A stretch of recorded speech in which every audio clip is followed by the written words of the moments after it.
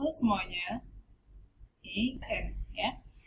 PKN yang akan kita bahas hari ini materinya terkait tentang lembaga-lembaga pemerintahan dengan Undang-Undang 1945. Baik, kita mulai.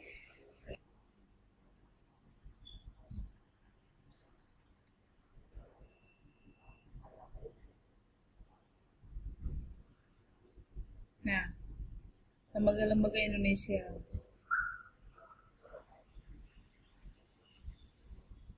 Ini adalah susunan lembaga-lembaga Indonesia setelah diamandemen. Jadi susunannya, yang pertama ada BPK, Badan Pemeriksa Keuangan Legislatif, yang terdiri dari MPR, DPR, dan DPD. Eksekutif terdiri dari Presiden dan Wakil Presiden. Yudikatif, MA dan FK, dan KY. Ya, sini ya, KY. Lanjut. Yang pertama, Badan Pemeriksa Keuangan. Badan Pemeriksa Keuangan, ya, ini adalah lambang lembaganya. Wewenangnya itu memeriksa pengelolaan dan tanggung jawab keuangan negara. Ketuanya untuk saat ini, ya, ada Agung Firman Sampurna, ya. Sejak periode 2019 sampai dengan sekarang. Adapun tugas dan wewenang BPK menurut Undang-Undang Republik Indonesia bagian Republik Indonesia tahun 2006 ya, bab 2 bagian 1, yang pertama adalah memeriksa pengelola ya dan tanggung jawab keuangan yang dilakukan oleh BPK terbatas pada semua lembaga yang mengelola keuangan negara. Selanjutnya, pelaksanaan pemeriksa BPK ya dilakukan atas dasar undang-undang tentang pemeriksaan pengelolaan dan tanggung jawab keuangan negara. Pemeriksaan yang dilakukan BPK ya mencakup pemeriksaan kinerja, keuangan, dan pemeriksaan dengan adanya maksud tertentu.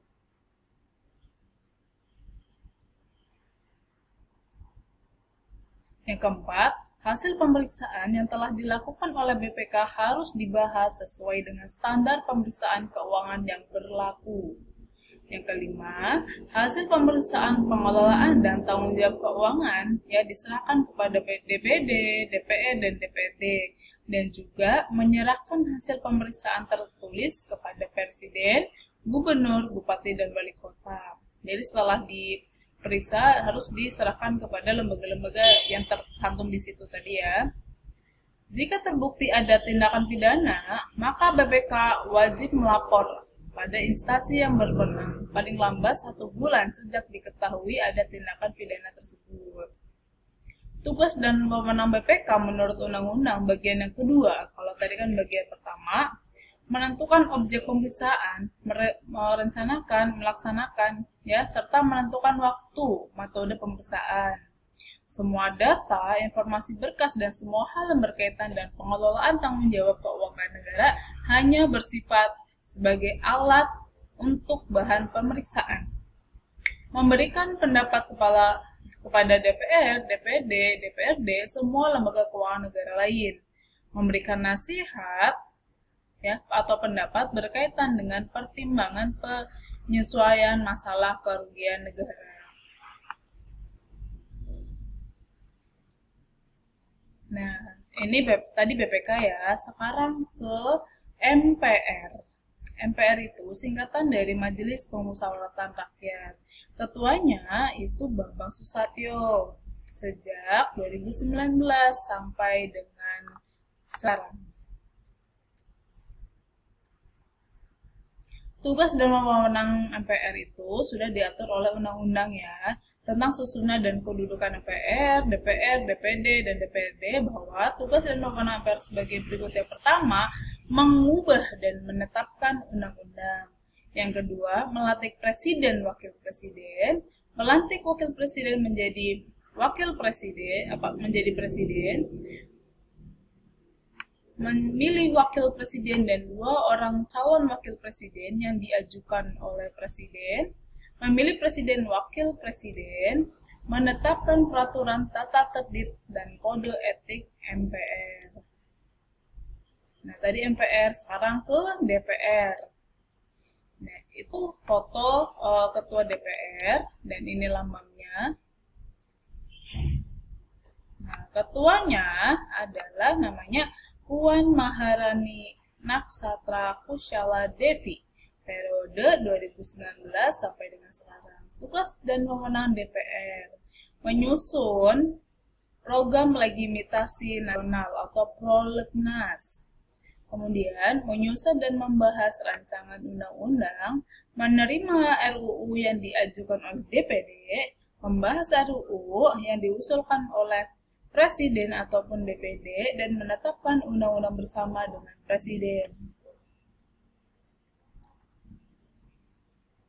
Yang keenam, menyetujui dan tidak menyetujui peraturan pemerintah pengganti undang-undang, memberikan persetujuan atas undang-undang tentang RAPBN, ya, memperhatikan pertimbangan DPD atas rancangan undang-undang tentang APBN dan rancangan undang-undang terkait pajak, pendidikan, dan agama, menindaklanjuti hasil pemeriksaan atas pengelolaan dan tanggung jawab keuangan negara. Terakhir adalah memberikan persetujuan terhadap pemindahan aset negara.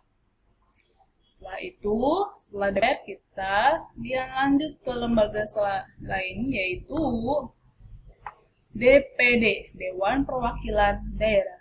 Ketuanya adalah Lanyala Mahfud Mataliti, periode 2019 sampai dengan sekarang. Tugas dan wewenang DPD, yang pertama, mengajukan kepada DPR rancangan undang-undang yang berkaitan dengan otonomi daerah, mengusulkan rancangan undang-undang kepada DPR, memberikan pertimbangan kepada DPR dalam pemilihan anggota BPK secara tertulis sebelum melaksanakan pemilihan, memberikan pertimbangan kepada DPR atas rancangan undang-undang anggaran pendapatan dan belanja negara atau RAPBN, serta rancangan undang-undang berkaitan pajak, pendidikan, dan agama. Selanjutnya, melaksanakan pengawasan atas pelaksanaan undang-undang mengenai otonomi daerah dan hubungan pusat dengan daerah. Nah, kalau ini, tahu ya, Presiden dan Wakil Presiden, lambangnya, itu Presiden kita, dan nah, ini, dan ini. Presiden dan Wakil Presiden. Periode 2019 sampai 2024 ya, jadi ini tipe. Presiden dan Wakil Presiden mempunyai tugas sebagai kepala negara, ya. Yang pertama, memegang kekuasaan yang tertinggi atas angkatan darat, angkatan laut, angkatan udara. Dengan persetujuan Dewan Perwakilan Rakyat, boleh menyatakan perang, membuat perdamaian dan perjanjian dengan negara lain atas izin DPR. Menyatakan negara dalam keadaan bahaya, syarat-syarat dan akibat negara dalam keadaan bahaya ditetapkan undang-undang. Jadi kalau misalkan dia menyatakan bahaya harus sesuai dengan syarat-syarat yang sudah diatur di undang-undang. Mengangkat duta dan konsul serta menerima penempatan duta negara lain. Dalam hal ini, Presiden harus memperhatikan pertimbangan DPR juga selain pertimbangan undang-undang ya. Memberi gerasi dan rehabilitasi terhadap pemerhati pertimbangan Mahkamah Agung. Memberi amnesti dan abolisi dengan memperhatikan DPR. Memberi gelar, tanda jasa, dan tanda kehormatan yang diatur oleh undang-undang.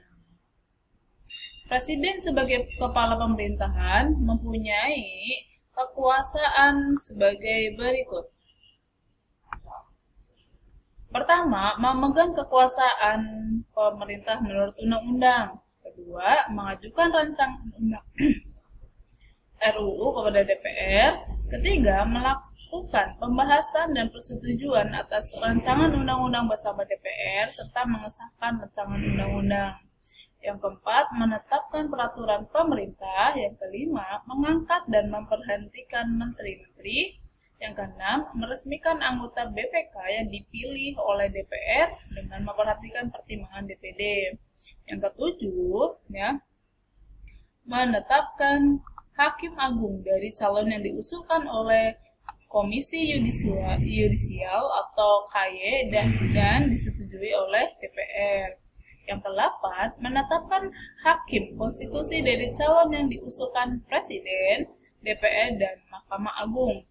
Yang ke-9, mengangkat dan memberhentikan anggota Komisi Yudisial dengan persetujuan DPR. Ini adalah Ketua Mahkamah Agung. Ini lambang lembaga Mahkamah Agung. Namanya adalah Muhammad Syarifuddin.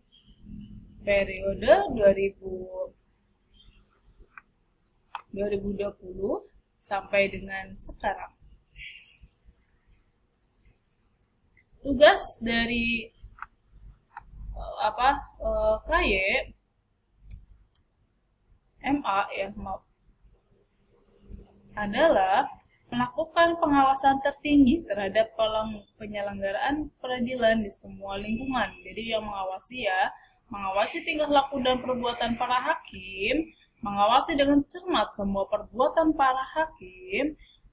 Terus kemudian untuk kepentingan negara dan keadilan MA memberi peringatan dan teguran ya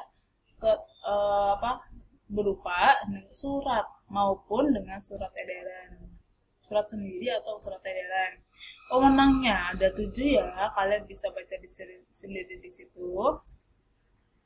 Selanjutnya, MK, Mahkamah Konstitusi. Kalau tadi Mahkamah Agung, sekarang Mahkamah Konstitusi ya.